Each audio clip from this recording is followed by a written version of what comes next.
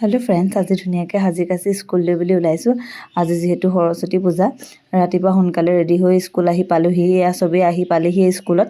তাৰ পৰা সকলোৱে নিজৰ নিজৰ চুলি কাপোৰ কানি ঠিক কৰাত লাগি আছে, কাৰণ খৰধৰকে সবেই ওলাই অহা হৈছে।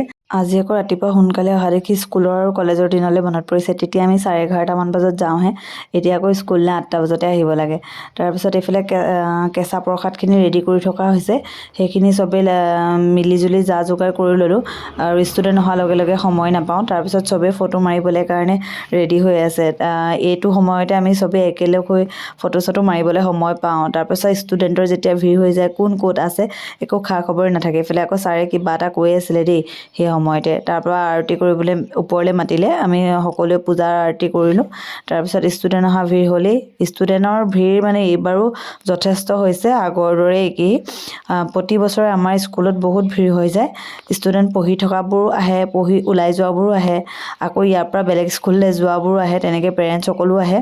আৰু সকলোৱে দিনটোৰ আজৰি সময়ত মানে আজৰি হৈ আৰু কাম বন কৰি তাৰপিছত ৰুমে ৰুমে বহি কথা পাতি আছে। আমিও সেই তেনেকৈ অলপ দেৰি কথা চথা পাতি তাৰপৰা খিচিৰি খাবলৈ কাৰণে বহিলোঁ, আৰু চবেই বাহিৰত বহি একেলগে খোৱা হৈছে। সেইটো এটা আমেজ বেলেগ।